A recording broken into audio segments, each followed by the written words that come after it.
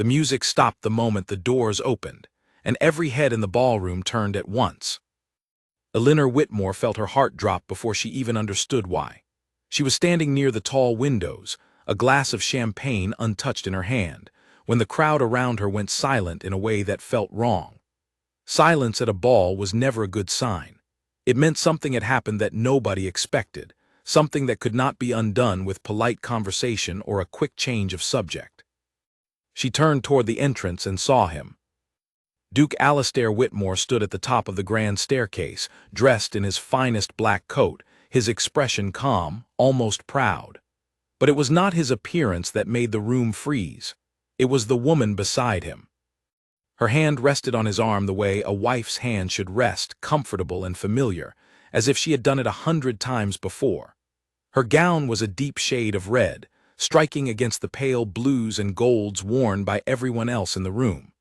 She smiled at the crowd below her, confident, unbothered, as though she belonged exactly where she stood. Elinor knew that woman. Everyone in the room knew her. Her name was Vivienne Calloway, a widow who had entered society only a year ago and had quickly become the subject of endless gossip. Elinor had heard the whispers for months, the quiet comments passed behind fans and closed doors. She had chosen not to believe them. She had told herself that her husband was a man of honor, that whatever rumors circulated were nothing more than jealousy dressed up as concern. Standing there now, watching him descend the staircase with another woman on his arm, she understood how wrong she had been. The ballroom of Rothmere House had never looked so beautiful. Candles lined every wall, their light catching on crystal chandeliers that hung from the ceiling like frozen rain. Musicians sat in the corner, their instruments now silent, waiting for someone to tell them what to do. Guests stood frozen in place, teacups halfway to their lips, conversations abandoned mid-sentence. Nobody moved. Nobody spoke. Everyone waited to see what the Duchess would do. Elinor set her glass down on a nearby table with a steady hand. She would not give them the satisfaction of seeing her tremble. She had spent the entire afternoon preparing for this evening, choosing a pale gold gown that matched the color of the candlelight, having her hair arranged in soft curls pinned with small pearls. She had done this not for the guests, not for society, but for him. She had hoped, foolishly perhaps, that tonight might be the night things changed between them. They had been married for 6 years, and for the last 2 of those years something had shifted. He came home later. He spoke less. He looked at her the way a man looks at a painting he has seen too many times, familiar but no longer interesting. She had told herself it was simply the pressure of his responsibilities, the weight of managing the estate, the demands of his title. She had told herself many things to avoid facing the truth. And now the truth stood directly in front of her, wearing a red gown and smiling as if she had won something valuable. Alastair reached the bottom of the staircase and walked into the ballroom with Vivienne still on his arm. He did not look for Elinor in the crowd. He did not search the room the way a husband searches for his wife when he enters a place. He simply walked forward, greeting guests with practiced ease, as though nothing about this moment was unusual. Whispers began to spread through the room like a fire, catching dry grass. Elinor could hear fragments of conversation around her, voices lowered but not low enough. Someone gasped near the refreshment table. A young woman covered her mouth with a gloved hand. An older gentleman shook his head slowly, his expression a mixture of disbelief and pity. Pity, that was the worst part. Elinor could feel it directed at her from every corner of the room, and she hated it more than she hated the situation itself. She did not want to be pitied. She wanted to disappear, to turn back time to this morning when she had still believed her marriage was simply going through a difficult season, not ending in the most public way imaginable. But there was no going back. There was only this moment and the hundreds of eyes watching to see how she would respond to it. She thought of her mother, who had died 3 years earlier, and the words she used to say whenever Elinor faced something difficult. A lady does not fall apart in public. She may fall apart in private, in her own time, but never where others can watch and whisper about it later. Elinor held onto those words now like a rope thrown to someone drowning. She lifted her chin slightly and smoothed the front of her gown. Her hands were shaking, but only slightly, and she kept them close to her sides where no one could see. Across the room, Alistair finally seemed to notice her. Their eyes met for a brief moment, and Elinor searched his face for some sign of guilt, some flicker of regret. She found none. His expression remained calm, almost defiant, as though he was daring her to make a scene, daring her to give the gathered guests something even more scandalous to discuss over their morning tea the next day. She would not give him that satisfaction either. Instead, she turned away from him and looked toward her closest friend in the room, Charlotte Bennet, who was already making her way through the crowd with a look of horror on her face. Charlotte reached her side within seconds, taking her arm gently. "Elinor," Charlotte whispered, her voice tight with concern. "I did not know. I swear to you I did not know he would bring her here tonight." "I believe you," Elinor said quietly, and she meant it. Charlotte was one of the few people in society whose loyalty she never doubted. "Please do not make a scene on my behalf. I do not want their pity multiplied by yours." Charlotte's grip on her arm tightened. "What will you do?" Elinor did not answer right away.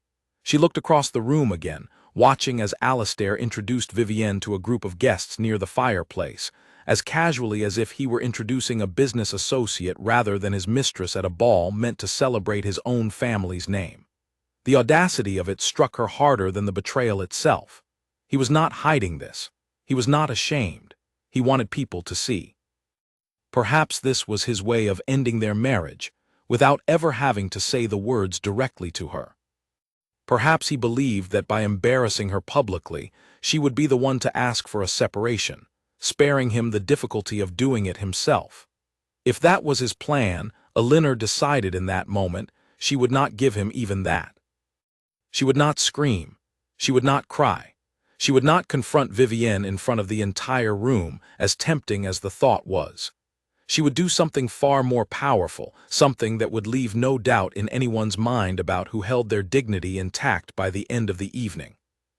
She would simply leave. Not in tears, not in anger, but with the same calm grace she had walked in with hours earlier.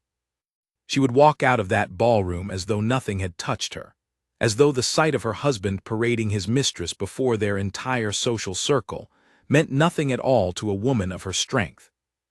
But before she could take a single step, a voice called out from the small orchestra platform, awkward and uncertain, asking if the music should continue.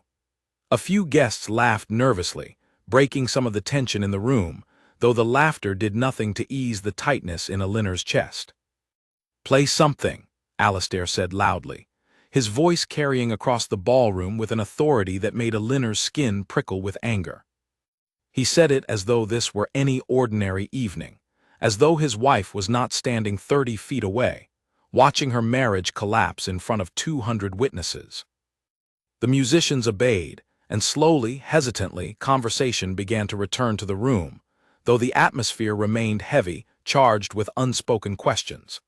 Couples resumed dancing, though many kept glancing toward Elinor and then toward the Duke and his companion, waiting to see what would happen next.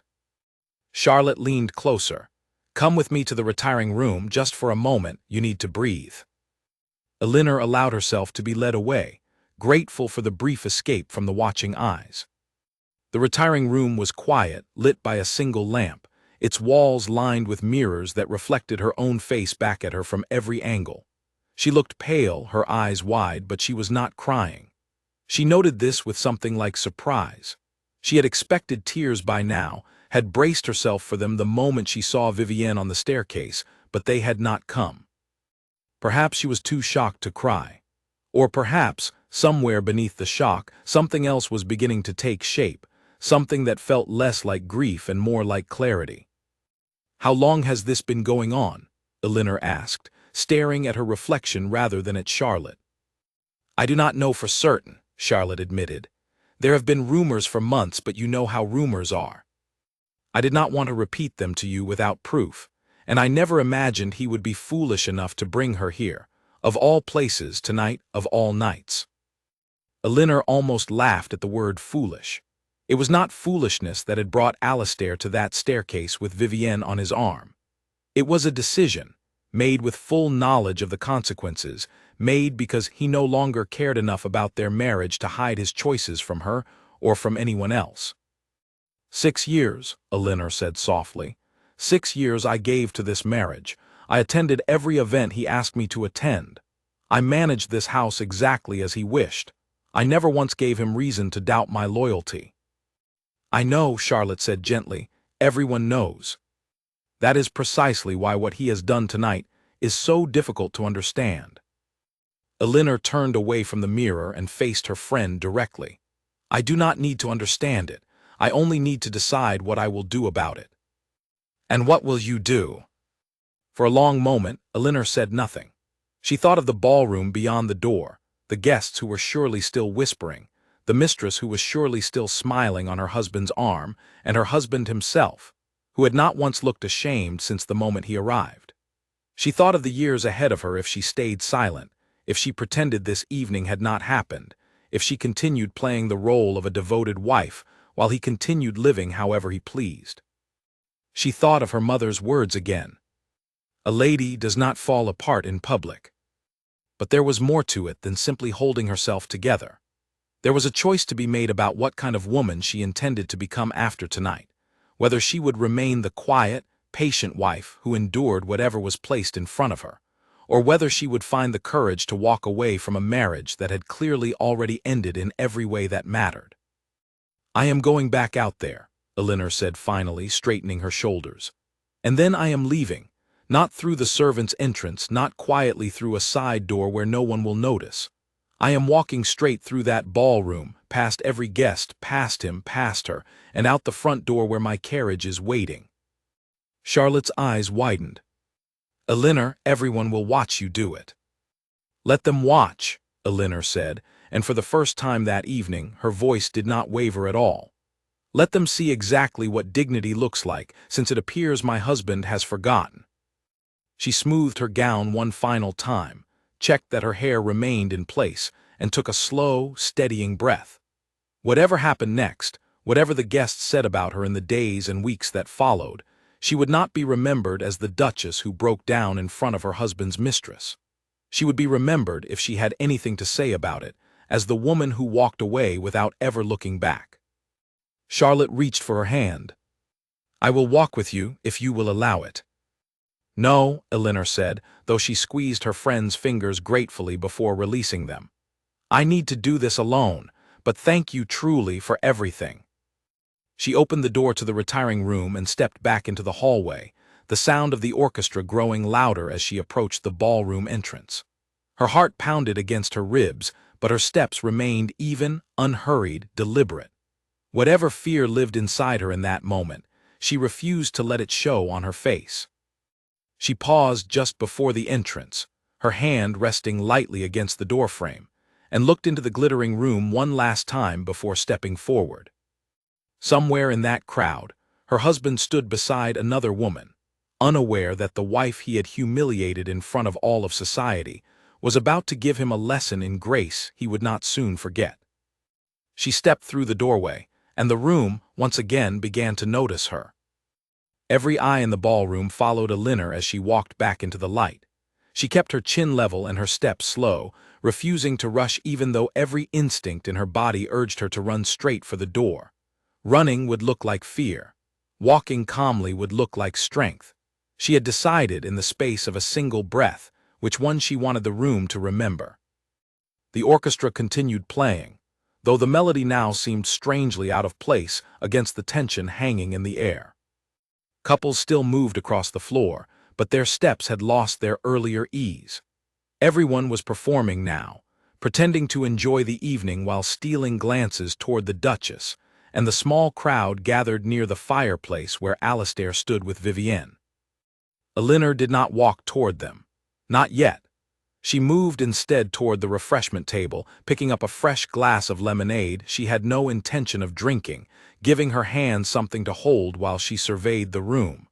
From this position, she could see almost everyone, and almost everyone could see her. Lord Pembroke, an old friend of her late father, approached her first, his expression carefully neutral in the way of a man who had spent decades navigating difficult social situations. Duchess, he said, bowing slightly, You look well this evening."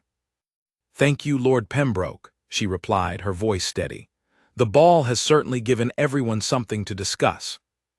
He allowed himself a small, sympathetic smile.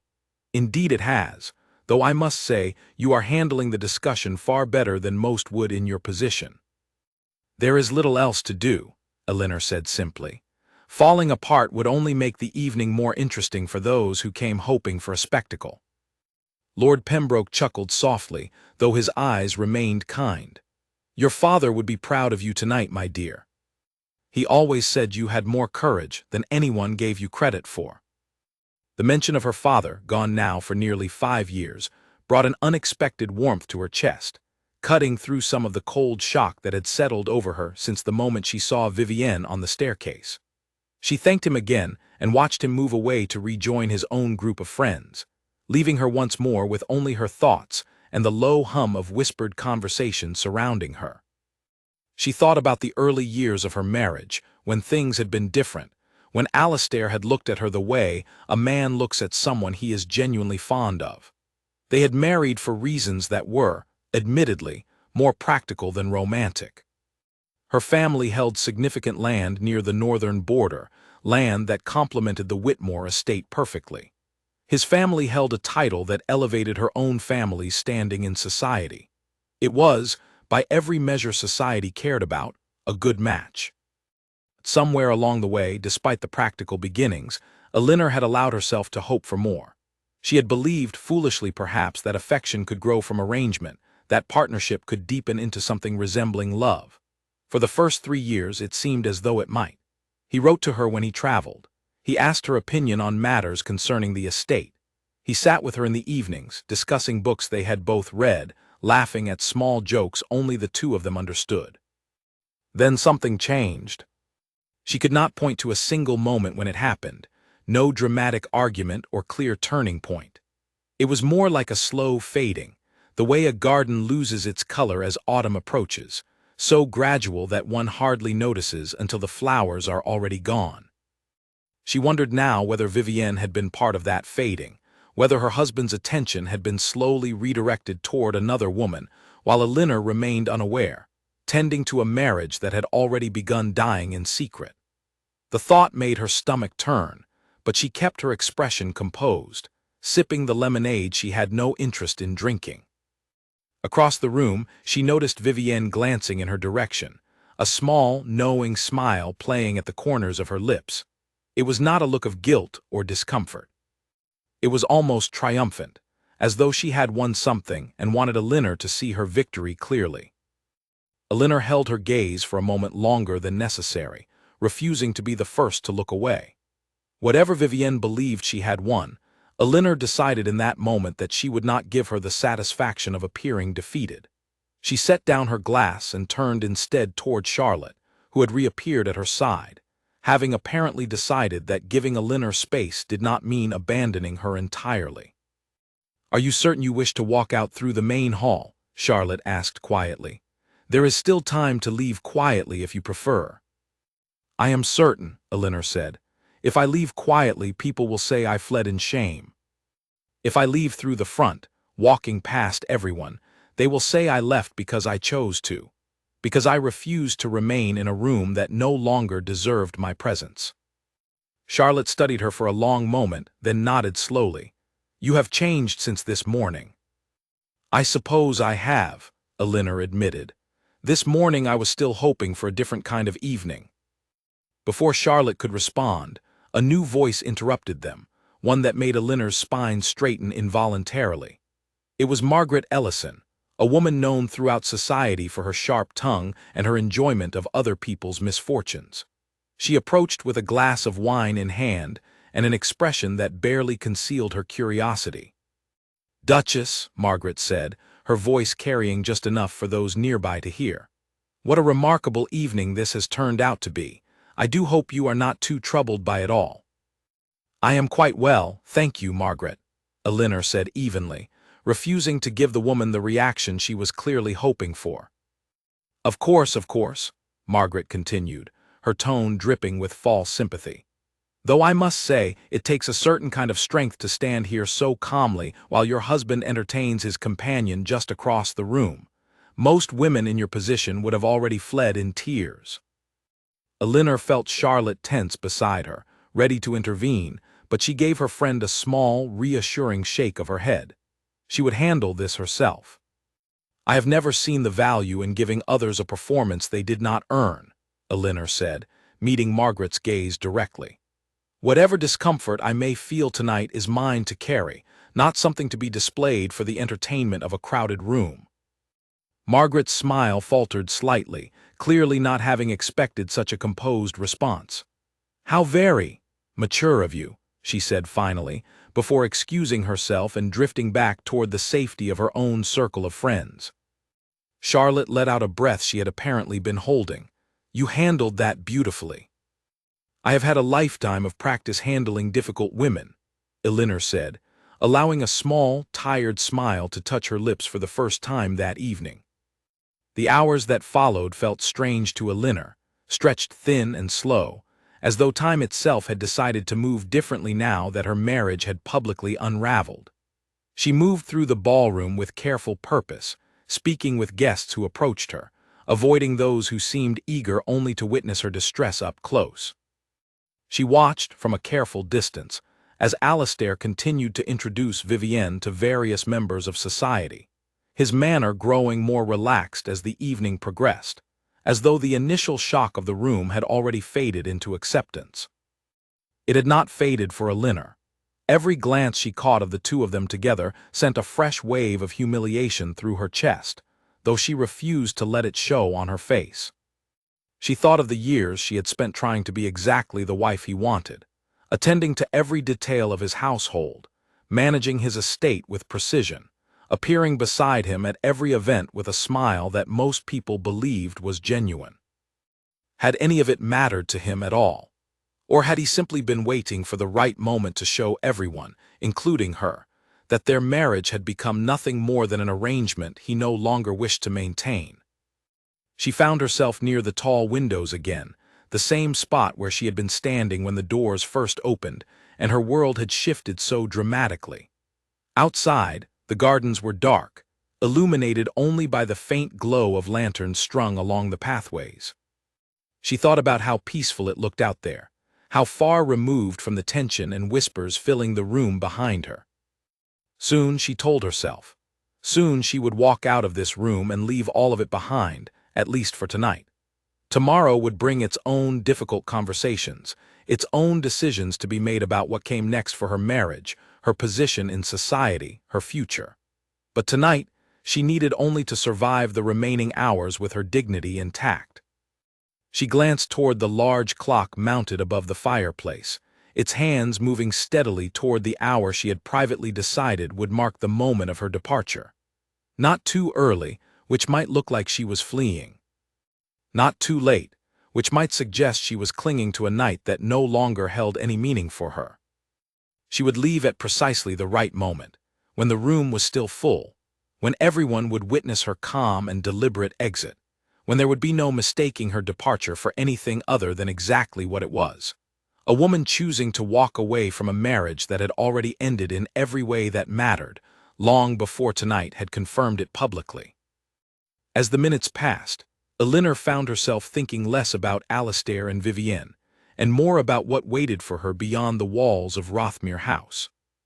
She had inherited a modest property from her mother's side of the family, a quiet estate several hours south of the city, one she had not visited in years, but that remained entirely her own, untouched by her marriage or her husband's title. Perhaps that was where she would go, at least for a while, until she decided what her life would look like moving forward.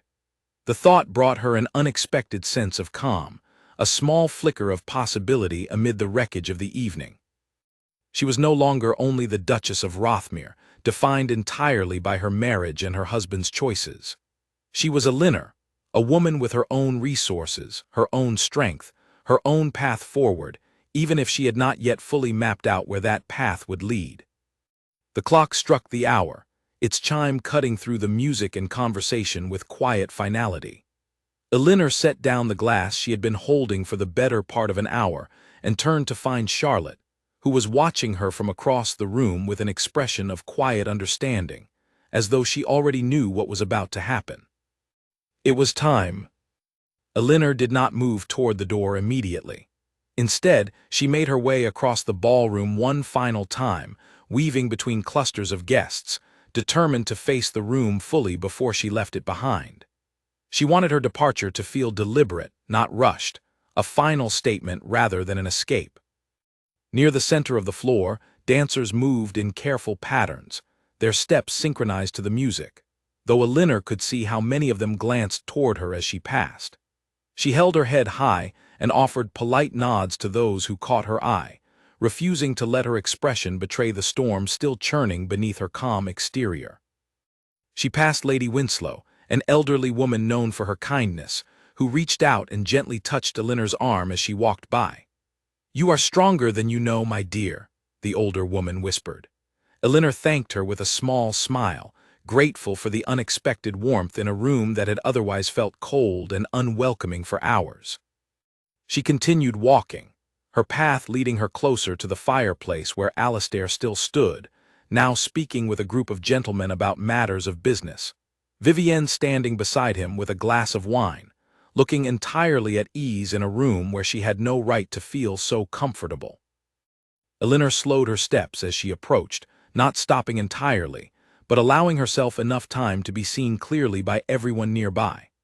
Alastair noticed her first, his conversation faltering slightly as their eyes met across the small distance between them. For a brief moment, something flickered across his face, something that might have been guilt, or perhaps simply surprise that she had chosen to approach rather than avoid this part of the room entirely. "Elinor," he said, his voice carefully neutral, as though greeting a distant acquaintance rather than his wife of 6 years. "I trust you are enjoying the evening." The gentlemen around him fell silent, clearly uncertain how to react to the exchange unfolding in front of them. Vivienne's expression remained composed, though Elinor noticed the slight tightening around her eyes, the only sign that she, too, felt the tension of the moment. "The evening has certainly been memorable," Elinor replied evenly, refusing to give him the reaction he perhaps expected. "I did not realize our ball was meant to introduce new guests to society. Had I known, I might have prepared a proper welcome." A few of the gentlemen exchanged uncomfortable glances, clearly unsure whether to laugh at what might have been intended as dry wit, or to remain silent given the obvious tension between husband and wife. Alastair's jaw tightened slightly, though his expression remained otherwise unreadable. "Vivienne is a guest of the estate this evening," he said, his tone carrying a warning that Elinor chose to ignore entirely. "Of course," Elinor said, turning her attention briefly toward Vivienne, who met her gaze with a composure that Elinor almost admired, even as she despised everything the woman represented. "I hope you find Rothmere House to your liking. It has been my home for 6 years, after all." "I know it quite well." The words carried a subtle edge that was not lost on anyone standing nearby. Vivienne's smile tightened just slightly before she recovered her composure. "It is a beautiful home," she said carefully. "The Duke has spoken of it often." "Has he?" Elinor said, not quite a question, her tone giving nothing away. She allowed the silence that followed to stretch just long enough to become uncomfortable before turning her attention back to Alastair. "I trust you will see your guests are well cared for this evening. I find myself growing tired and intend to retire early." She watched his expression carefully as she spoke, searching for any sign that her words had affected him, any flicker of concern about what her early departure might mean. She found nothing but the same careful neutrality he had maintained, since the moment he descended the staircase with Vivienne on his arm. "Of course," he said simply, "I hope you rest well." There was no apology in his voice, no acknowledgement of the humiliation he had caused her in front of hundreds of witnesses. Elinor felt something settle inside her chest at that moment, a final piece of clarity locking into place. Whatever hope she had been holding onto, however small and foolish it may have been, dissolved completely in the face of his complete lack of remorse.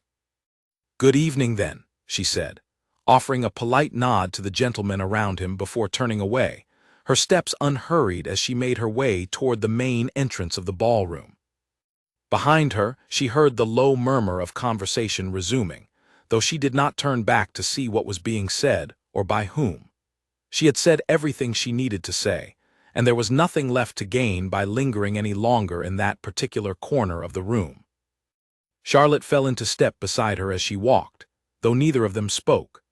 Words seemed unnecessary now, the moment too large and too final for casual conversation.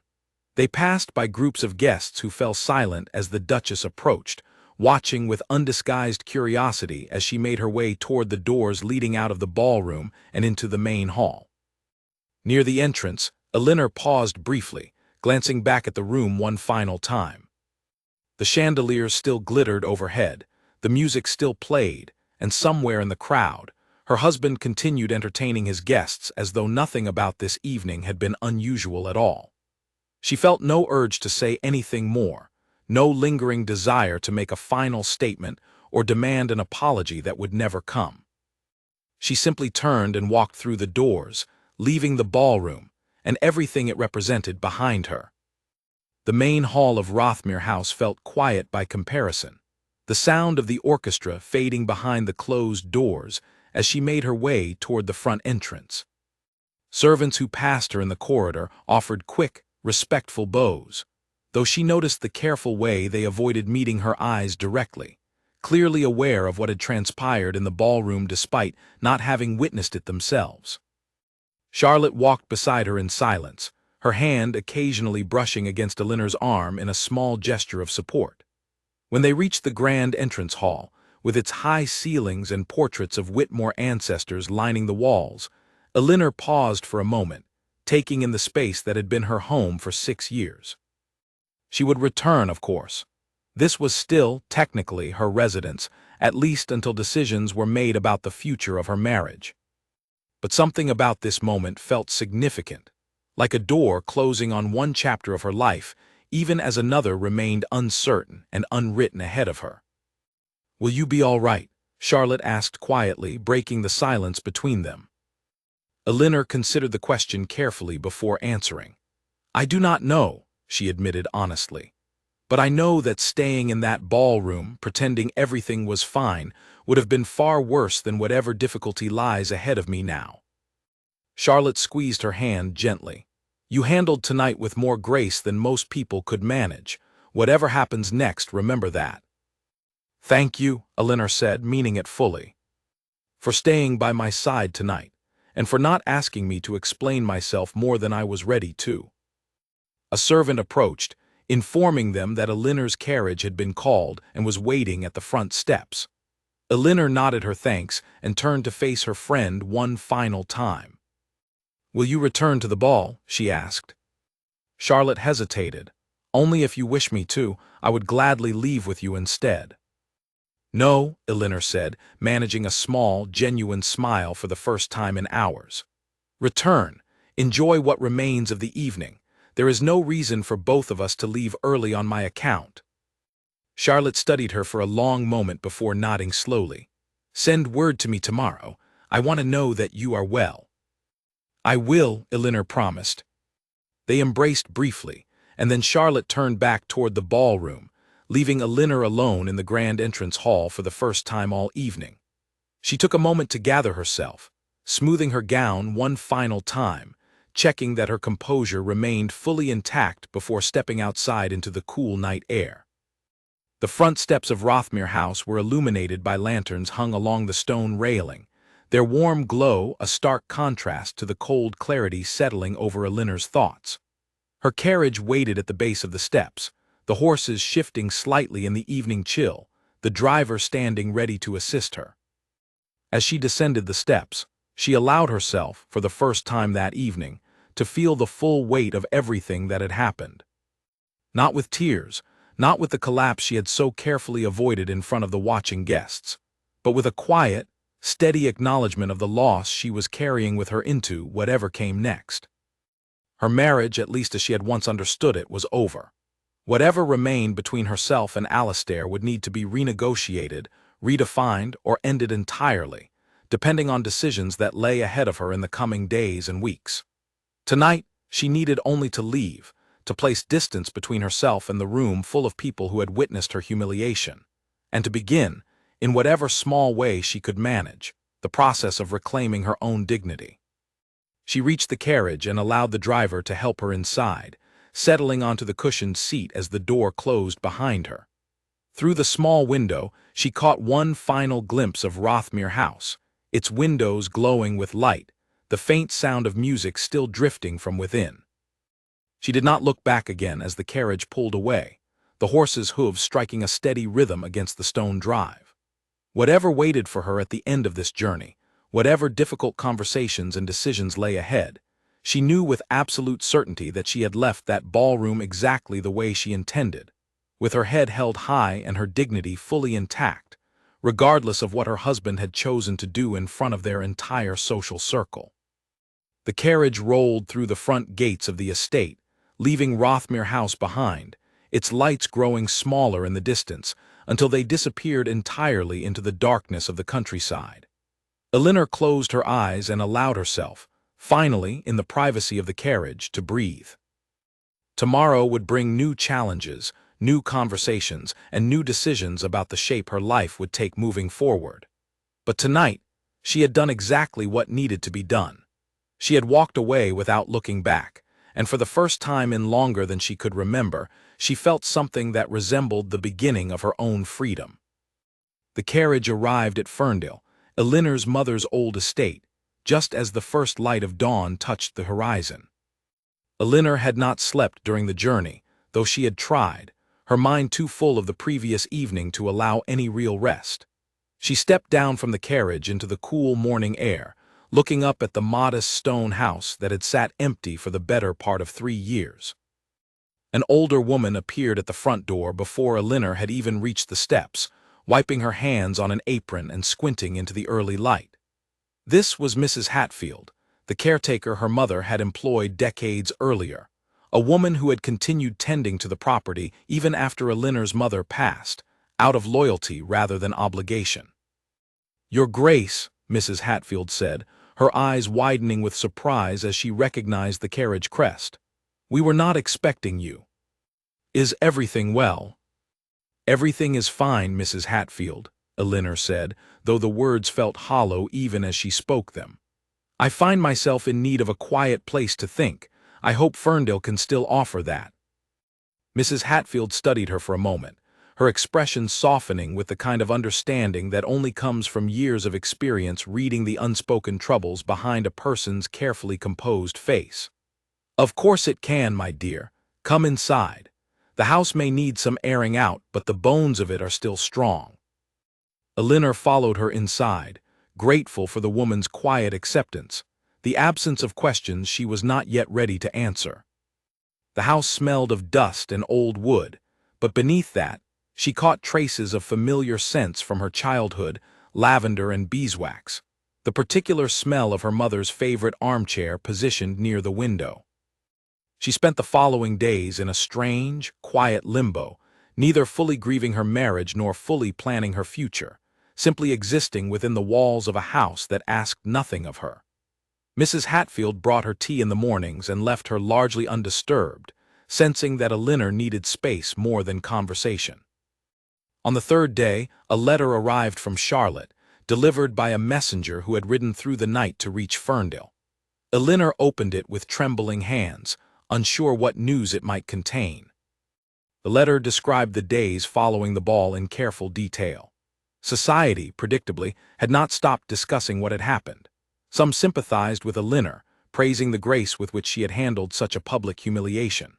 Others, less kind, suggested that a wife who could not keep her husband's attention had only herself to blame. Charlotte assured her that the second group was smaller and less influential than they believed themselves to be, though Elinor found little comfort in the distinction. More troubling was the news about Alistair. According to Charlotte's letter, he had not left Rothmere House since the ball, remaining behind closed doors, refusing visitors, conducting his business affairs through hastily written correspondence rather than in person. Vivienne, meanwhile, had been seen far less frequently than expected, her sudden absence from public gatherings raising new questions among the gossiping circles of society. Elinor read the letter twice, searching for some clue about what this new silence from her husband might mean. Was he ashamed of what he had done? Was he simply avoiding the consequences of his public display, hoping the scandal would fade with time if he remained out of sight? Or was something else happening within the walls of Rothmere House, something Charlotte's letter had not been able to capture from a distance? She folded the letter carefully and set it aside, walking to the window that overlooked Ferndale's overgrown garden. The morning sun cast long shadows across the untended paths, and Elinor found herself thinking, not for the first time, about how much work it would take to restore this place to what it had once been under her mother's careful attention. Perhaps that work was exactly what she needed, a project that demanded her full attention, something to fill the empty hours that had once been occupied by the responsibilities of managing Rothmere House and maintaining her position within society.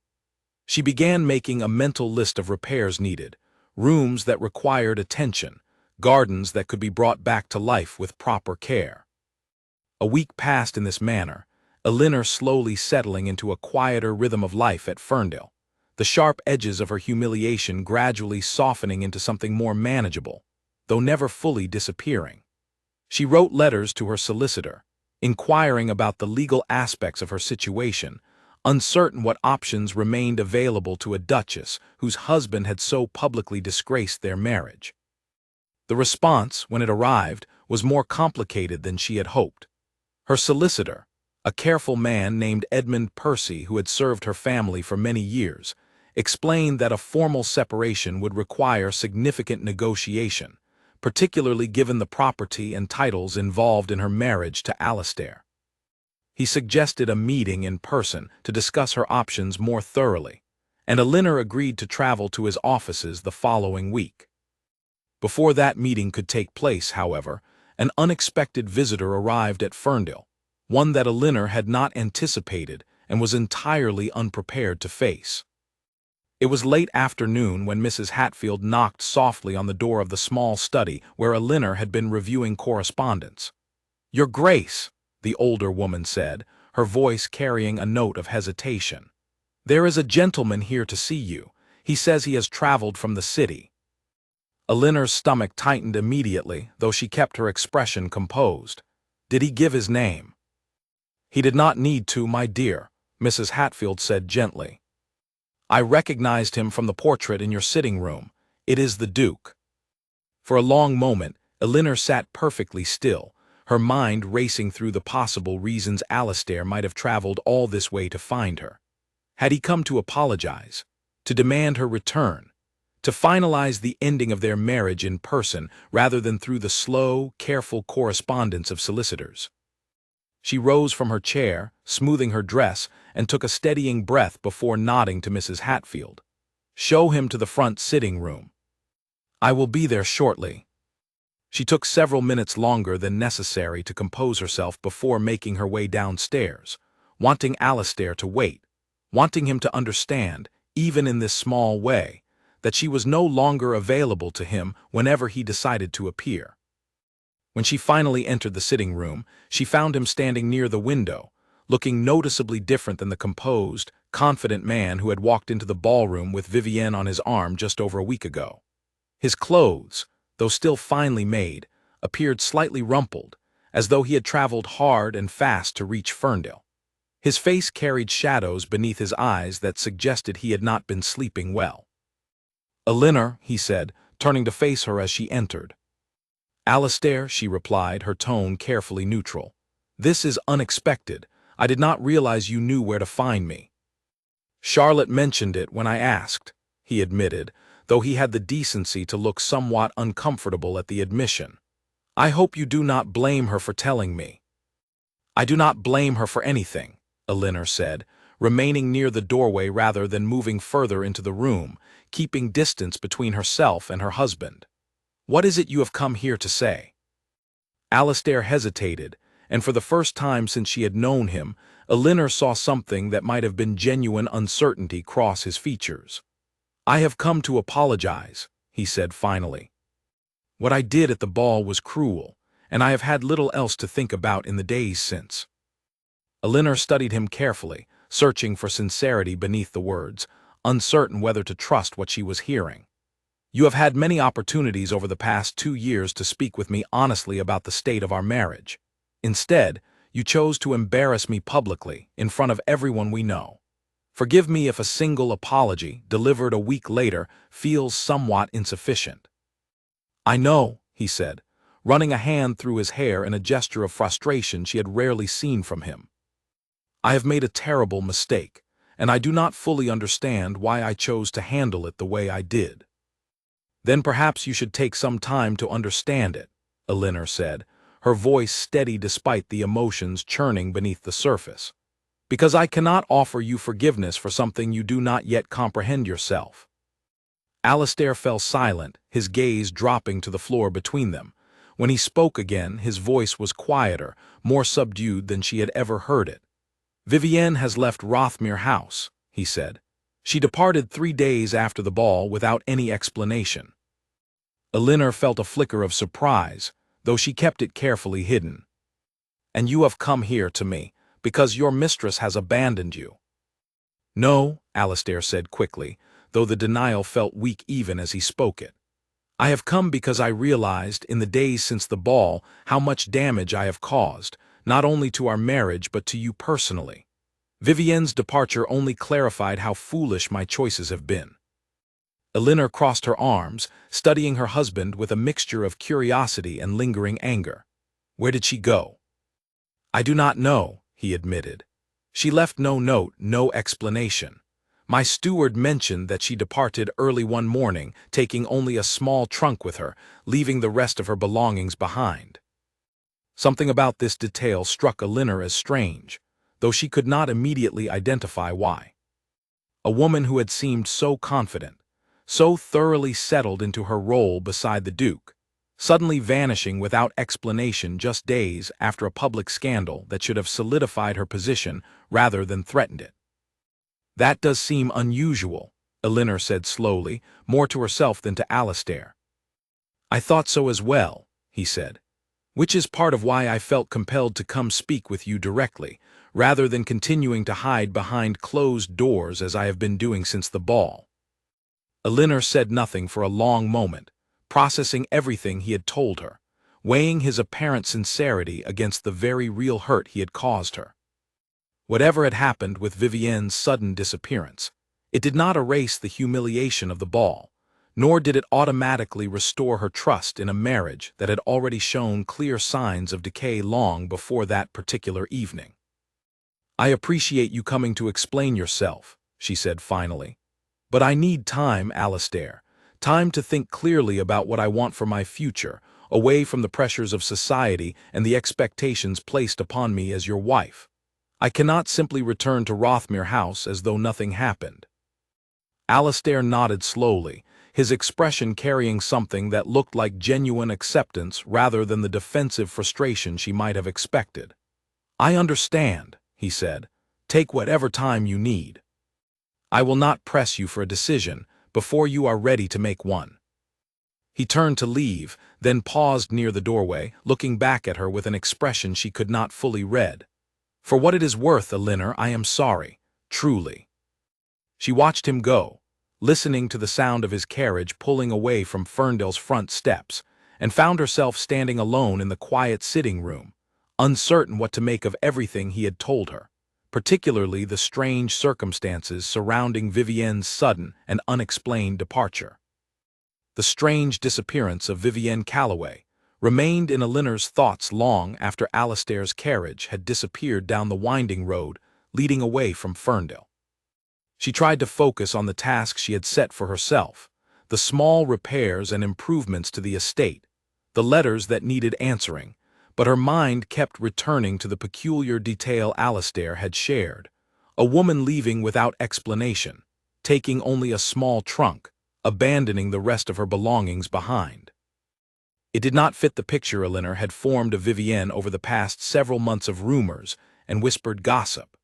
The woman who had walked into the ballroom on Alistair's arm, smiling with such confidence, such apparent satisfaction at her own social victory, did not seem like someone who would suddenly flee without a word, particularly not after finally securing the very public position she had seemingly been working toward for months.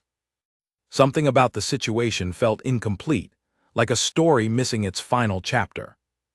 3 days after Alastair's visit, Charlotte arrived at Ferndale unannounced, her carriage rattling up the drive with an urgency that immediately caught Elinor's attention. She met her friend at the front steps, noting the flushed, excited expression on Charlotte's face as she stepped down from the carriage. "You will not believe what I have learned," Charlotte said, barely waiting for the servant to close the carriage door before beginning to speak. "I have been asking questions, quietly, among people who might know more about Vivienne Calloway than the gossip circles typically share." "Come inside," Elinor said, leading her friend into the house, curiosity now fully overtaking her earlier resolve to distance herself from anything related to Alastair or his former companion. "Tell me everything." They settled into the small sitting room, Mrs. Hatfield bringing tea before quietly withdrawing to allow the two women privacy. Charlotte wasted no time diving into what she had discovered. "Vivienne Calloway is not who she has claimed to be," Charlotte said, leaning forward in her chair. "I spoke with a woman named Margaret Fairfax, whose family has connections in the northern counties, near where Vivienne supposedly hails from. According to Margaret, there is no record of a Calloway family holding any significant estate in that region. Certainly nothing that would explain the fortune Vivienne has been implying she possesses." Elinor set down her teacup, her attention fully captured. "Then who is she?" "That is precisely the question," Charlotte said. "Margaret believes, though she cannot say with certainty, that Vivienne's true background is far less impressive than the story she has been telling in society.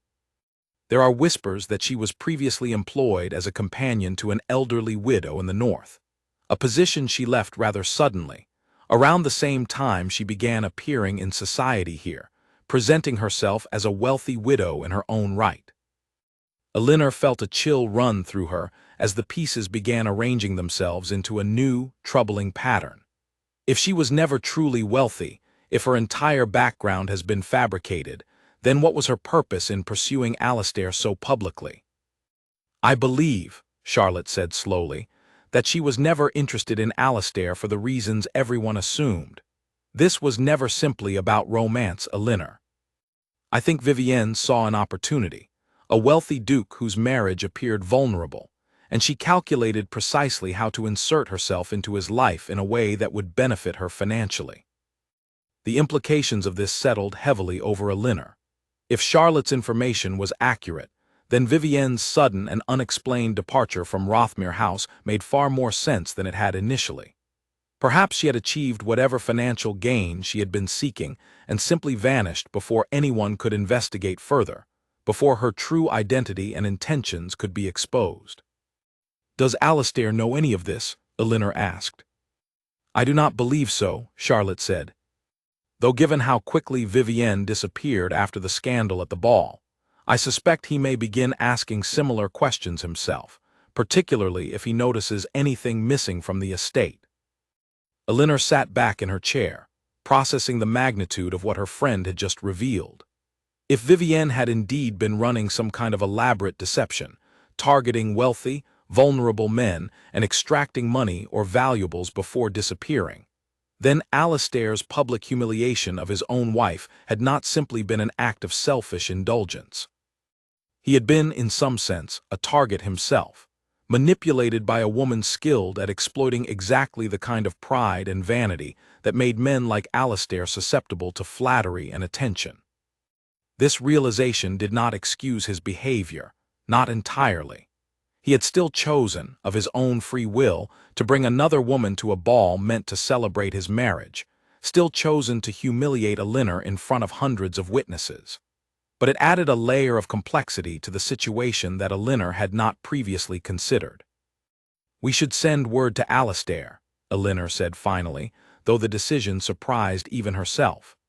"If Vivienne truly deceived him as thoroughly as we suspect, he deserves to know the truth, regardless of what remains unresolved between us." Charlotte studied her friend carefully. Are you certain you wish to involve yourself in this? You have no obligation to help him understand what happened, particularly after everything he put you through. I know, Elinor said, but this is not entirely about helping him.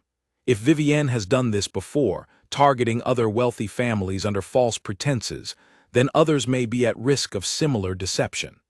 Alastair possesses resources and connections that could help track her down, prevent her from causing further harm to someone else.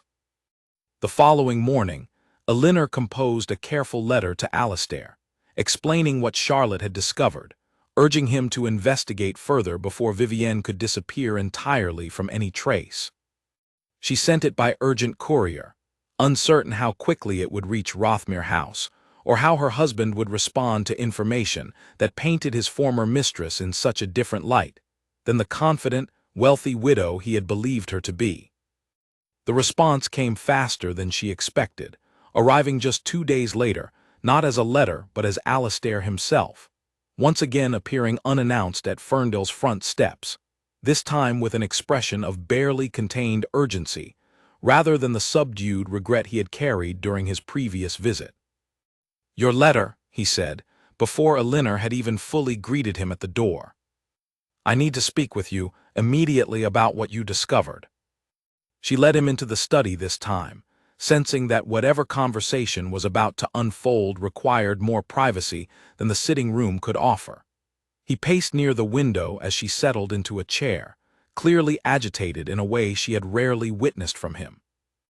"I had my steward examine the household accounts after receiving your letter," Alastair said, his voice tight with barely controlled anger. "There are discrepancies. Money missing from accounts Vivienne had access to during her time at Rothmere House, jewelry belonging to my mother that appears to have vanished along with her, and correspondence I found hidden in her former quarters that suggests she has done this before, in at least 2 other households." Elinor felt a mixture of vindication and genuine concern at his words. Then Charlotte's information was accurate.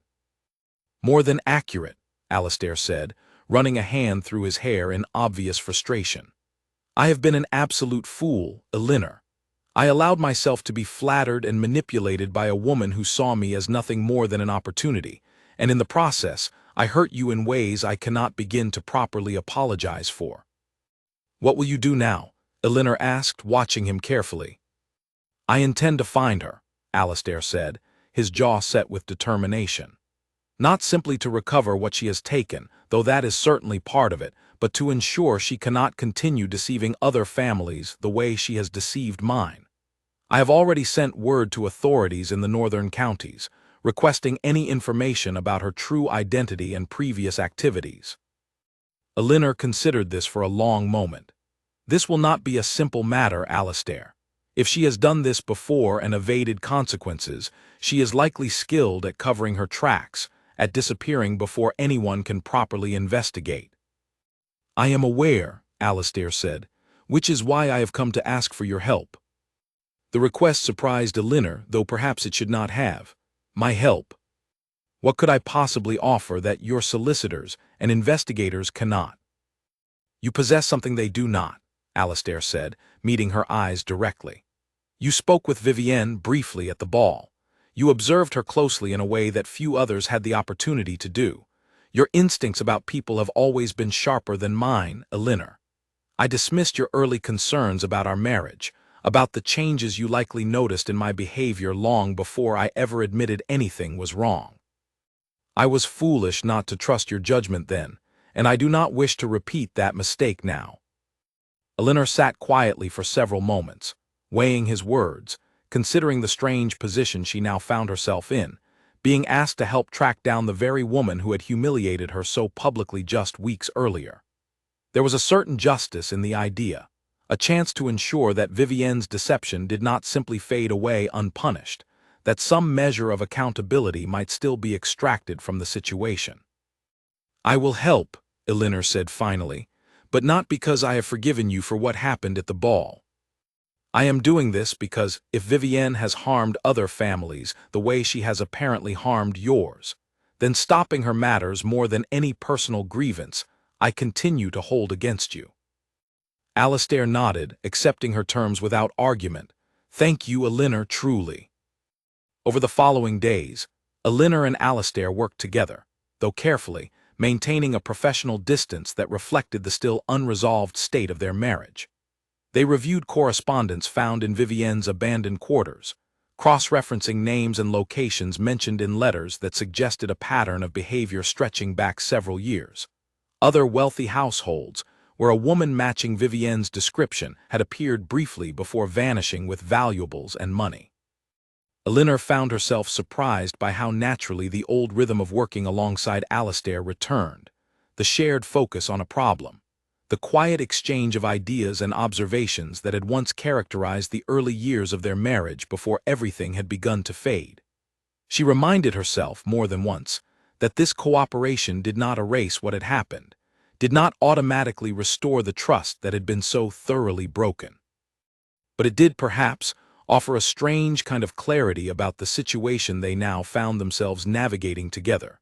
Two people bound by a marriage that had suffered public humiliation and private betrayal, now working side by side to correct a wrong that extended far beyond their own personal conflict.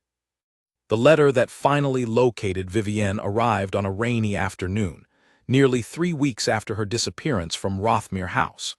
It came from an innkeeper in the coastal town of Marston, a man who had recognized the description Alastair's investigators had circulated throughout the region. A woman matching Vivienne's appearance had been staying at his establishment for the past 10 days, traveling under the name Isabel Grant, preparing, according to the innkeeper's careful observations, to board a ship bound for the continent within the week. Elinor was at Ferndale when the news reached her, delivered by a rider sent directly from Alastair, along with a brief note asking whether she would be willing to accompany him to Marston. The investigators believed a direct confrontation, handled carefully, offered the best chance of recovering the stolen valuables and gathering enough evidence to ensure Vivienne could not simply disappear again under yet another false identity. Elinor read the note twice, her heart pounding with something that felt remarkably like excitement, an emotion she had not expected to feel again so soon after the devastating events of the ball. There was something deeply satisfying about the idea of finally confronting the woman who had caused so much pain, not with anger or public spectacle, but with the quiet, methodical justice of exposing her deception for exactly what it was. She agreed to accompany Alastair, and within hours, a carriage arrived to collect her, beginning the 2-day journey toward the coastal town where Vivienne believed herself safely hidden. The journey passed in a strange mixture of tension and unexpected ease. Alastair, seated across from her in the carriage, seemed different than the man who had descended the staircase with Vivienne on his arm weeks earlier. He spoke less of business and status, more of genuine reflection on the choices that had led to their current situation. "I keep returning to the moment I first met her," he admitted, somewhere during the long hours of travel on the second day. "She approached me at a gathering hosted by Lord Ashby, complimenting my handling of a particular business matter that had been discussed publicly. I remember feeling flattered, though I did not think much of it at the time." "Flattery is often the beginning of exactly this kind of deception," Elinor said, watching the countryside pass by the carriage window. "People who wish to manipulate us rarely begin with obvious demands. They begin by making us feel understood, appreciated in ways we did not realize we were lacking." Alastair was quiet for a long moment. "Is that what happened between us? Did I stop making you feel appreciated, leaving space for someone like her to exploit?"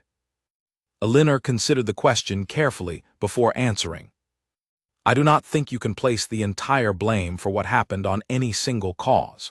Marriages fade for many reasons, some of them shared, some of them individual failures that neither person fully recognizes until it is too late to easily repair the damage." "I would like the chance to repair it," Alastair said quietly. "If you are willing to consider that possibility once this situation with Vivienne has been properly resolved."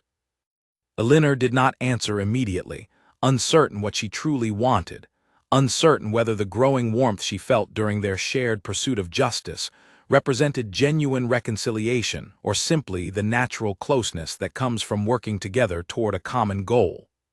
"Let us focus on Marston first," she said finally. "We can discuss everything else once this matter has been properly settled." They arrived in the coastal town late in the afternoon, the salty air and cries of seabirds providing a strange, almost peaceful backdrop to the tension building within Elinor's chest as they approached the inn where Vivienne was believed to be staying. Alistair had arranged for 2 investigators to meet them there, experienced men who had tracked similar cases of fraud and deception throughout the region. The plan, carefully constructed during the final hours of their journey, involved approaching Vivienne directly, presenting the evidence they had gathered, and offering her a choice between returning the stolen valuables quietly or facing formal legal consequences that would follow her identity, whatever name she chose to use, for the remainder of her life. They found her in the inn's small private dining room, seated alone at a table near the window, dressed in modest clothing far different from the striking red gown she had worn at the ball. She looked up as they entered, and for just a moment, before her expression shifted into practiced composure, Elinor saw genuine fear flash across her features. "Alistair," Vivienne said, her voice carefully controlled despite the evident shock of his sudden appearance, "I did not expect to see you again." "I imagine not," Alistair replied, his tone cold in a way Elinor had rarely heard from him.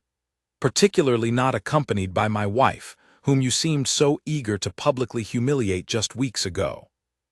Vivienne's gaze shifted to Elinor, something calculating flickering behind her eyes as she assessed the situation, searching for whatever angle might allow her to escape the consequences now clearly closing in around her. "Duchess," she said carefully, "I am uncertain what you believe has happened here, but I assure you, whatever accusations have been made against me are entirely unfounded." "Save your denials," Alistair said, sliding a folder of documents across the table toward her. "We have letters, financial records, and testimony from at least 3 other families you have deceived under different names across the past several years. Your true identity, as it happens, is not Vivienne Calloway at all, but Sarah Whitfield, a woman with a rather extensive history of similar activities." Vivienne's composure cracked slightly at the mention of her true name, her hands trembling as she glanced down at the documents spread before her. Elinor watched the transformation carefully, the confident, calculating woman from the ball slowly giving way to something more desperate, more clearly aware that the elaborate deception she had constructed was finally collapsing around her. "I never intended to cause anyone real harm," Vivienne said quietly, her earlier composure entirely abandoned now. "I simply needed a way to survive, to build some kind of security in a world that offers women like me so few opportunities to do so honestly." "There is a considerable difference," Elinor said, speaking for the first time since entering the room, "between struggling to survive and deliberately manipulating families, stealing from households that trusted you, and publicly humiliating a woman you had never even properly met, simply to further your own schemes." Vivienne looked at her directly then, something almost apologetic crossing her features, though Elinor remained uncertain whether the emotion was genuine or simply another performance from a woman clearly skilled at manufacturing whatever reaction best served her purposes. "I am sorry for the pain I caused you, Duchess. That, at least, was never something I took pleasure in, regardless of what it may have appeared to be that evening." "Your apology means little at this point," Alistair said firmly. "What matters now is returning what you have taken, and ensuring you cannot continue harming other families the way you have harmed mine." The negotiation that followed stretched across nearly 2 hours, Alistair's investigators carefully documenting every item Vivienne agreed to return, every detail of her true identity and previous activities recorded for potential use, should she attempt similar deceptions elsewhere in the future. In exchange for her cooperation and the full return of everything she had taken from Rothmere House, Alistair agreed not to pursue formal criminal charges, a decision that Elinor understood, even if she did not entirely agree with the mercy it represented. "Why let her go without consequence?" Elinor asked later that evening, as they sat together in the inn's small common room, waiting for the investigators to finish their final documentation of the recovered valuables. "It is not entirely without consequence," Alastair said. "Her true identity is now known, documented, and will follow her wherever she attempts to establish herself next.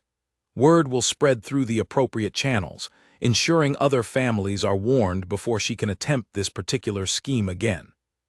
Formal charges would take months, perhaps years, to properly prosecute. Time and resources I would rather spend rebuilding what remains of my own household and reputation." Elinor considered this reasoning, understanding the practical wisdom behind it, even as some part of her had hoped for a more definitive punishment for the woman who had caused so much public humiliation. "I suppose that is a reasonably fair resolution, given the circumstances." Alastair studied her carefully across the small table between them. "None of this erases what I did to you at the ball, Elinor.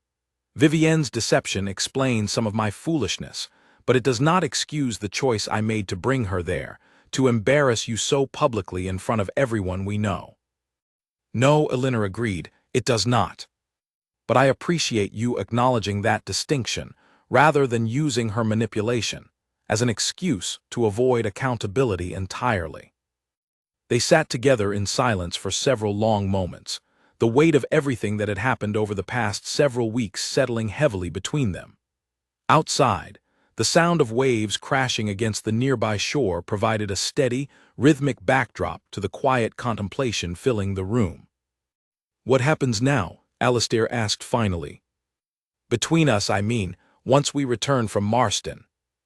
Elinor considered the question carefully, thinking of everything she had experienced since the night of the ball, the humiliation and grief that had eventually given way to clarity and quiet strength, the unexpected partnership she had found with Alastair during their pursuit of Vivienne's true identity, and the uncertainty that still remained about whether trust, once so thoroughly broken, could ever be fully rebuilt. "I do not yet know," she admitted honestly. "But I am willing to continue this conversation, once we have returned home and had proper time to reflect on everything that has happened." It was not forgiveness, not yet, but it was, perhaps, the beginning of something that might eventually resemble reconciliation, built not on the false confidence of their earlier marriage, but on a more honest reckoning with everything that had gone wrong and everything that might still be repaired, given enough time, patience, and genuine effort from both of them. The journey back from Marston felt entirely different from the tense, uncertain travel that had carried them toward the coastal town just days earlier. Elinor watched the countryside pass by the carriage window, noting how the autumn colors had deepened during their brief absence, the trees now wearing shades of gold and deep red that reminded her, oddly, of the ballroom candlelight from that fateful evening weeks ago. Alastair remained mostly quiet during the journey, occupied with his own thoughts, though occasionally he would glance toward her with an expression she found difficult to fully interpret, something between hope and lingering uncertainty about where they truly stood with one another. They arrived back at Rothmere House on a cool afternoon, the grand estate looking exactly as it had before everything changed, though Elinor found herself viewing it now through eyes that had witnessed far more than she ever expected when she first married into this family 6 years earlier. News of Vivienne's true identity and the resolution of the situation had already begun spreading through society, carried by the investigators' discreet inquiries, and the natural tendency of scandal to travel faster than any official announcement could hope to contain. Charlotte arrived at Rothmere House within a day of Elinor's return, eager to hear the full account directly rather than relying on the increasingly exaggerated versions circulating through drawing rooms across the city.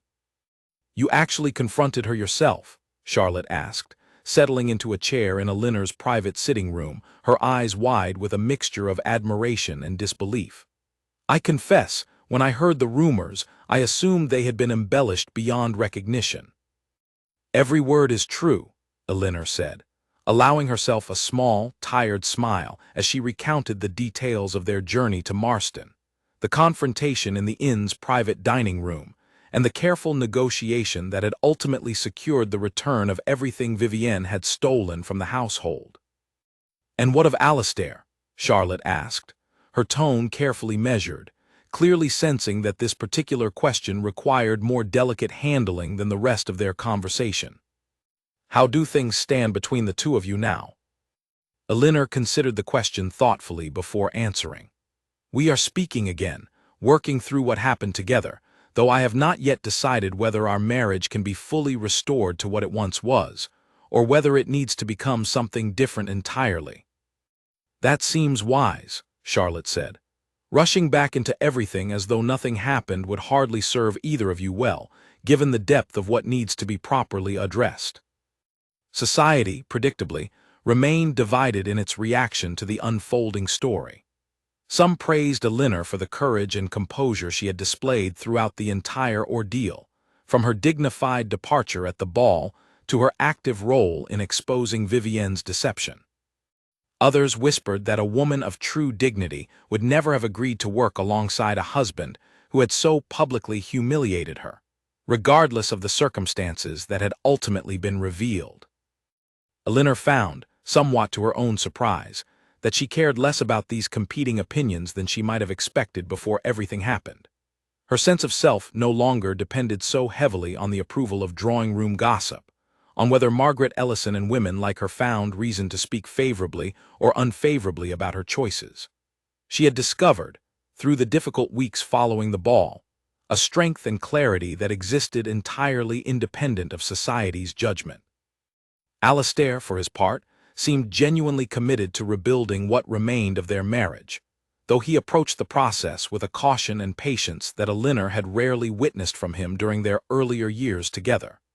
He no longer assumed her forgiveness or continued presence in his life as something automatically guaranteed by their marriage vows.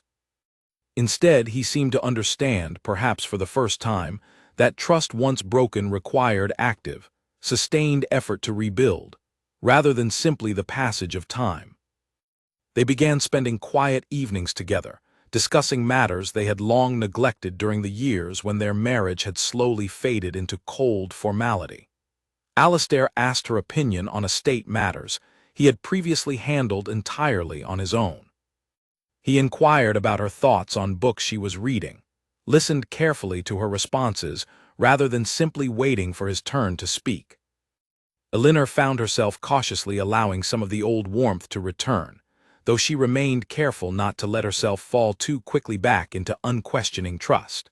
She had learned, through painful experience, the danger of assuming a marriage would simply continue functioning well without conscious effort from both partners involved. One evening, several weeks after their return from Marston, Alistair asked her to join him in the estate's private garden, a space Elinor had always found peaceful despite everything else that had transpired within the walls of Rothmere House. The autumn evening was cool but clear, stars beginning to emerge overhead as the last light of sunset faded behind the distant hills. "I have been thinking," Alistair said, standing beside her near the small stone fountain that had been a feature of the garden since long before either of them had come to live at Rothmere House, "about everything that happened, and about what I truly want moving forward for both of us." "And what conclusions have you reached?"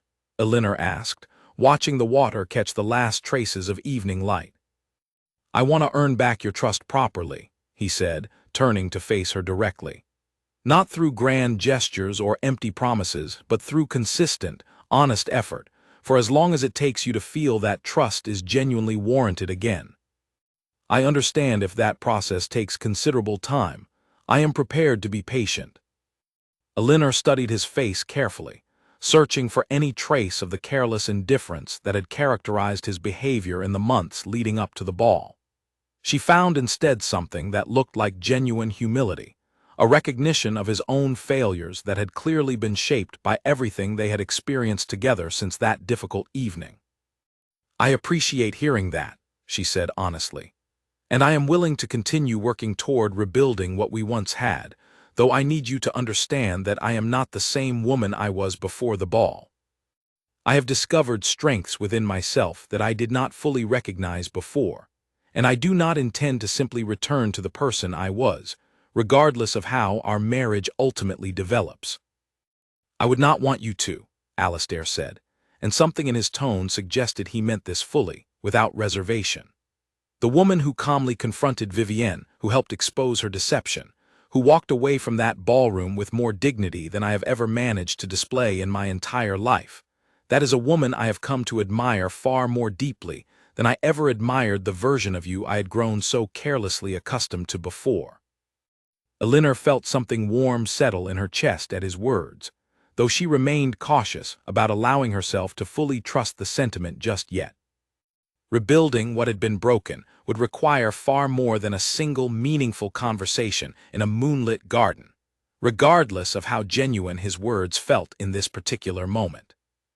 Time will tell whether your actions match these words, she said, though she softened the statement with a small smile that suggested she was, at least, willing to continue giving him the opportunity to prove himself. I understand, Alistair said, and I intend to spend however long it takes demonstrating that these are not merely words spoken in a moment of guilt, but a genuine commitment to becoming a better partner than I have been for far too long.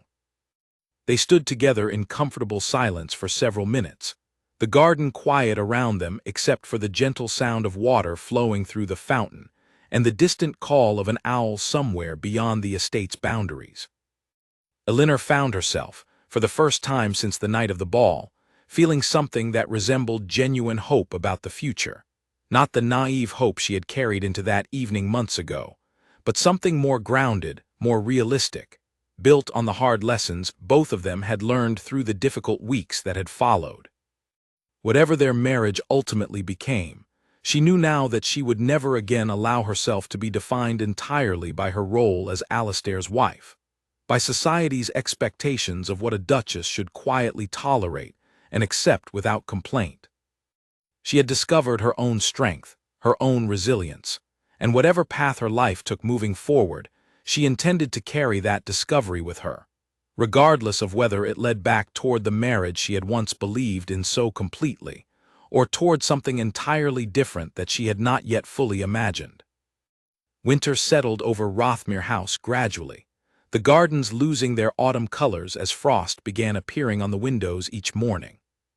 Elinor spent much of the season dividing her time between the main estate and Ferndale, which she had decided to keep fully restored regardless of what ultimately happened with her marriage, a reminder of the independence and strength she had discovered during those difficult weeks following the ball.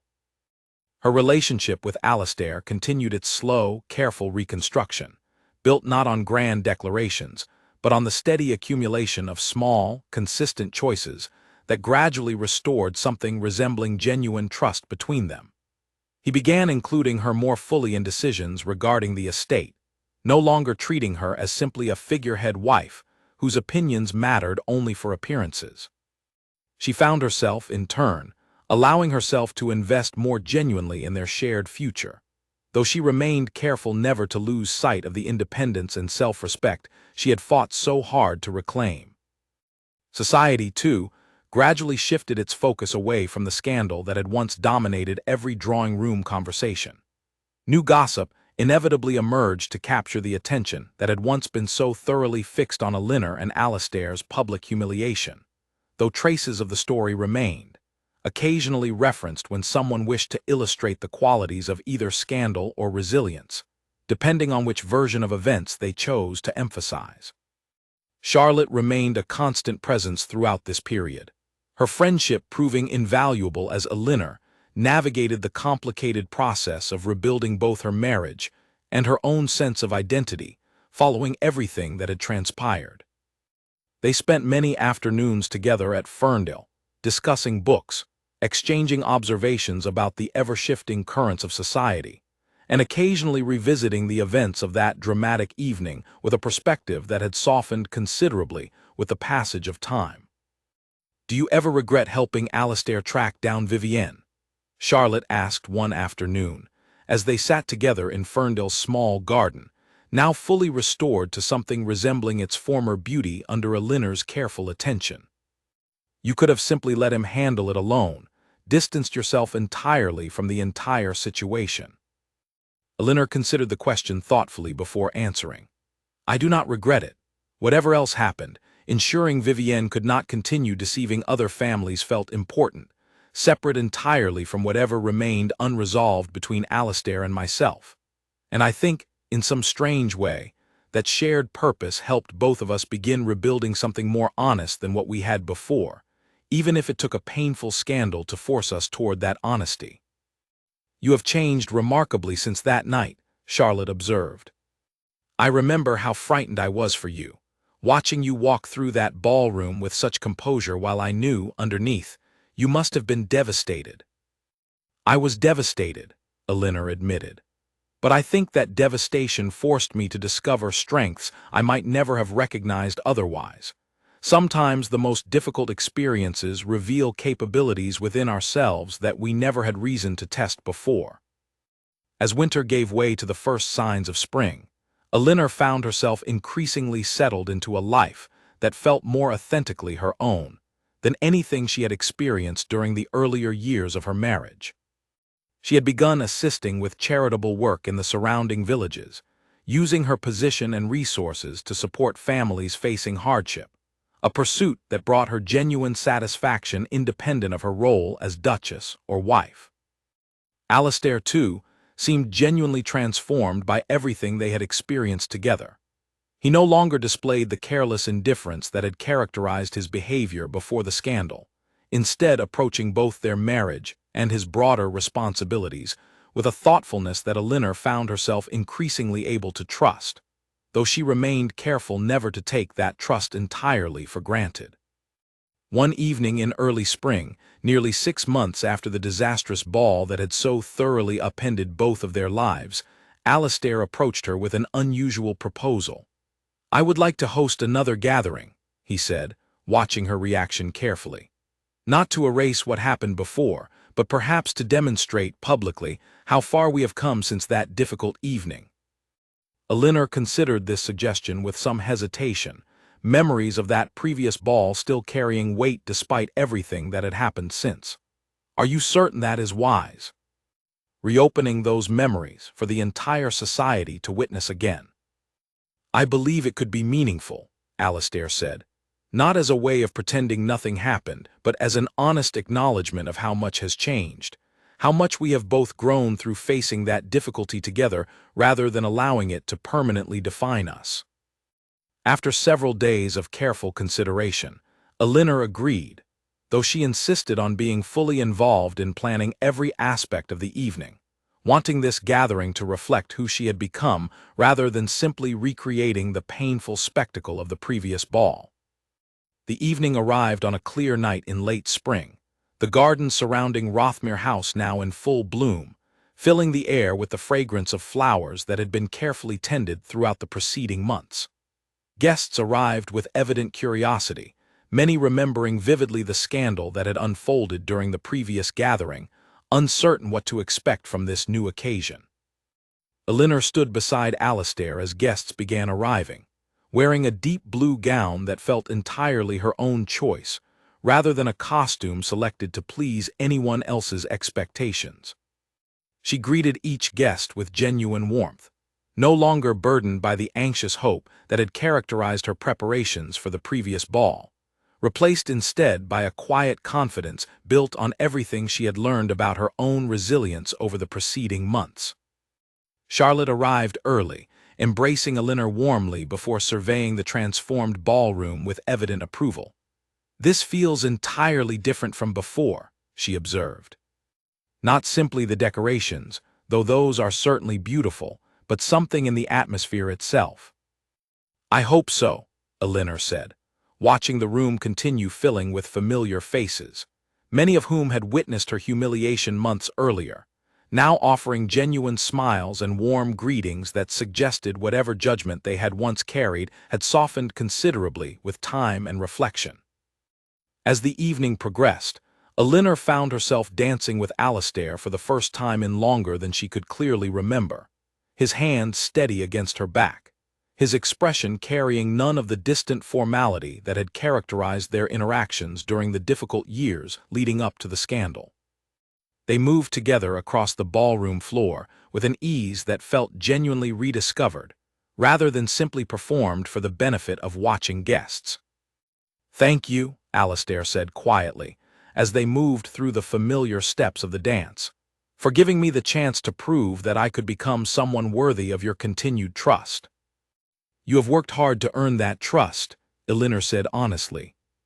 "This evening feels like a genuine celebration, rather than simply an attempt to erase what happened before." Near the end of the evening, as many guests had already begun departing, and the orchestra played its final, gentler melodies, Elinor found herself standing once again near the same tall windows where she had been positioned when Alastair first descended the staircase with Vivienne so many months earlier. The memory no longer carried the same sharp sting it once had, softened by everything that had happened since, by the strength she had discovered within herself, and the genuine reconstruction of trust that had gradually developed between herself and her husband. Lord Pembroke approached her once more, just as he had during that difficult evening months earlier, his expression now carrying open admiration rather than merely sympathetic kindness. "Duchess," he said, bowing slightly, "I must say, watching how far you have come since that troubled evening has been genuinely inspiring to witness." "Thank you, Lord Pembroke," Elinor said warmly, meaning the sentiment fully. "It has been a difficult journey, but one that has ultimately taught me a great deal about my own capabilities." "Your father would be exceptionally proud," Lord Pembroke said again, echoing his earlier words from that difficult night, though now carrying an entirely different weight given everything that had transpired since. As the final guests departed, and the grand rooms of Rothmere House gradually quieted, Elinor found herself standing alone with Alastair near the same fireplace where he had once stood with Vivienne on his arm, introducing her to society as though their marriage meant nothing at all. The contrast between that painful memory and the genuine warmth of this current moment struck Elinor with unexpected force. "We have come a long way," she said softly, watching the last embers glowing in the fireplace. "We have," Alastair agreed, taking her hand gently in his own. "And I intend to continue proving myself worthy of the trust you have so generously extended to me, for as long as it takes, and for however many years we have remaining together." Elinor looked up at him, seeing not the careless, distant husband who had humiliated her so publicly months earlier, but someone who had genuinely worked to understand the depth of his mistakes and commit himself to becoming better, more attentive, more worthy of the partnership their marriage was always meant to represent. "I believe you," she said finally, and found to her own quiet surprise that she meant it completely. Outside the tall windows of Rothmere House, spring stars glittered brightly against the clear night sky, illuminating gardens that had been carefully restored to their former beauty, much like the marriage that stood, cautiously but genuinely, on the path toward its own restoration. Whatever challenges remained ahead, Elinor faced them now not as the naive, hopeful bride who had once believed affection alone could sustain a marriage built primarily on practical arrangement, but as a woman who had discovered her own strength, faced devastating public humiliation with genuine dignity, and emerged from that difficult experience with a clearer understanding of exactly what she deserved from any partnership she chose to maintain moving forward. The night that had once represented the lowest point of her marriage had, through months of difficult but genuine effort, transformed into something else entirely, a foundation for rebuilding trust that felt considerably stronger for having survived such thorough testing. Elinor closed her eyes briefly, feeling Alastair's hand still resting gently in her own, and allowed herself, finally, to believe that whatever came next for their marriage would be built on something far more honest and enduring than what had existed before that fateful evening changed everything between them. 2 years passed before Elinor found herself once again reflecting fully on the events of that scandalous ball, this time from the comfortable distance of a life that had grown into something far richer and more balanced than she could have imagined during the darkest hours following her husband's public betrayal. Ferndale had become something of a second home for the family, a place Elinor visited regularly, now accompanied often by their young daughter, born the previous spring, whose arrival had brought a new dimension of joy and purpose to the marriage that had been so carefully and deliberately rebuilt. Alastair had proven, through consistent action rather than empty promises, that he had genuinely learned from the painful lessons of that difficult period, and Elinor found herself trusting him now with a security that felt earned rather than naively assumed. She had also continued her charitable work throughout the surrounding villages, expanding it considerably beyond its original modest scope. What had begun as simple assistance for struggling families had grown into a proper organization, one that provided education and resources for women seeking greater independence, an initiative Elinor felt particularly passionate about given her own journey toward reclaiming agency over her life following the humiliation of that fateful evening. Charlotte remained her closest confidant, their friendship having only deepened through the trials both women had witnessed and supported one another through over the preceding years. She often visited Ferndale with her own family, and the two women would spend long afternoons discussing everything from society's latest developments to the deeper questions of purpose and identity that had come to define much of their ongoing conversations since that transformative period following the scandal. News occasionally reached them regarding Vivienne, or Sarah Whitfield, as her true identity had become known throughout the relevant social circles. She had apparently attempted, unsuccessfully, to establish herself under yet another false identity in a distant county, only to be recognized and exposed almost immediately by families who had received the careful warnings circulated following her exposure in Marston. Whatever became of her afterward remained largely unknown, though Elinor found she no longer carried the bitter anger toward the woman that had once consumed so much of her energy during those difficult early weeks following the ball. "Do you ever think about forgiving her, properly, in your heart?" Charlotte asked one afternoon, as they sat together watching Elinor's daughter play in Ferndale's now fully restored garden. Elinor considered the question thoughtfully, watching sunlight filter through the leaves overhead. "I do not know that forgiveness is quite the right framework," she said finally. "I think I have simply moved beyond needing to carry that particular pain with me any longer. What she did caused real harm, real humiliation, but dwelling on anger toward her would only continue giving her power over my own peace of mind, power I no longer wish to grant to someone who caused so much unnecessary difficulty in my life." "That seems like genuine wisdom," Charlotte said, smiling warmly at her friend. "It took considerable time to arrive at that perspective," Elinor admitted. "I certainly did not feel this way during those first difficult weeks."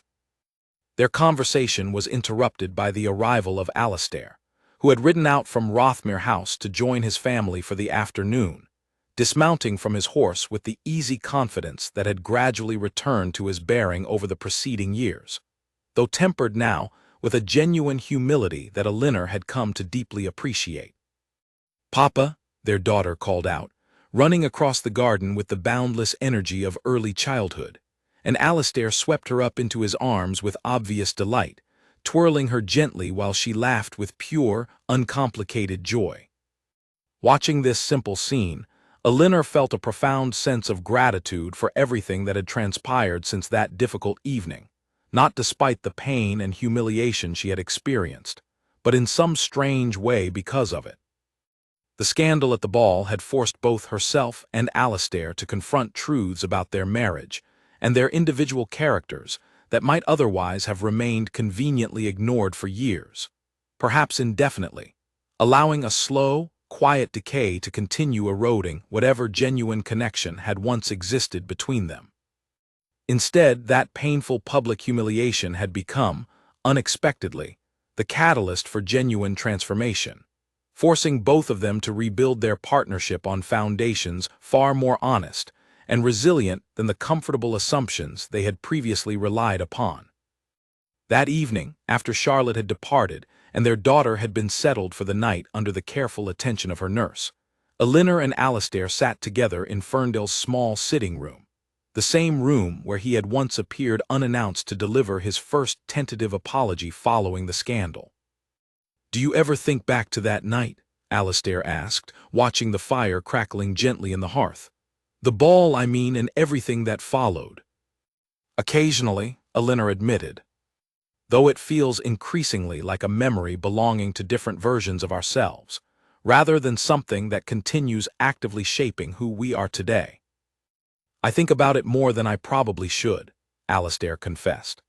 Mostly with genuine gratitude, strange as that might sound, for how thoroughly that difficult experience changed my understanding of what truly matters in a marriage, in a partnership between two people who genuinely wish to build something lasting together.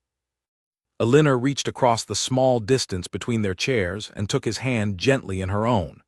"I have come to feel similarly," she said, "though I would not wish that particular kind of painful lesson upon anyone else who might be struggling within their own marriage." "No," Alastair agreed, "though perhaps there is some value in knowing that even the most devastating public humiliation does not necessarily mean the complete and permanent end of everything worth preserving. Sometimes it simply forces a more honest reckoning with what needs to change." They sat together quietly for a long while afterward, watching the fire slowly burn down, comfortable in the kind of easy silence that had gradually become possible between them again, built now on genuine trust rather than the empty, comfortable assumptions that had characterized their earlier years together. Elinor thought, as she often did during these peaceful evening moments, about the woman she had been during those first difficult hours following the scandal, standing frozen near the ballroom windows, watching her husband descend the staircase with another woman on his arm, feeling the entire weight of public humiliation pressing down upon her from every corner of that glittering room. She had walked out of that ballroom that evening determined never to be defined by someone else's careless choices, determined to reclaim whatever dignity and strength remained available to her despite the devastating public spectacle that had unfolded before hundreds of watching guests. Looking back now, from the comfortable distance of everything that had happened since that difficult night, Elinor recognized that walking away without looking back had not been an ending at all, despite how thoroughly it had felt like one during those first raw hours of humiliation and grief. It had been, instead, a genuine beginning, the first deliberate step toward reclaiming her own agency, her own sense of self-worth, independent entirely of whatever role society or her marriage had previously assigned to her. The Duke had brought his mistress to the ball that night, believing perhaps that his careless public display would simply be absorbed and forgiven without genuine consequence, as so many similar transgressions had likely been absorbed throughout generations of marriages built primarily on practical arrangement rather than genuine partnership. Instead, his wife had departed without looking back, not out of weakness or defeat, but from a place of genuine strength that had ultimately transformed not only her own understanding of herself, but the very foundation of the marriage both of them had nearly allowed to collapse entirely through years of quiet, comfortable neglect. And in the years that followed, through difficult confrontation, genuine reckoning, and patient, consistent effort from both partners willing to do the difficult work of rebuilding something worth preserving, that same marriage had grown into something far more honest and resilient than either of them could have imagined possible during those painful early hours following the ball that had once threatened to end everything they had built together. The fire finally burned down to gentle embers, and Elinor rose from her chair, still holding Alastair's hand in her own, ready to face whatever came next in their continuing life together, no longer defined by the humiliation of that difficult evening, but strengthened by everything they had both learned in its challenging aftermath.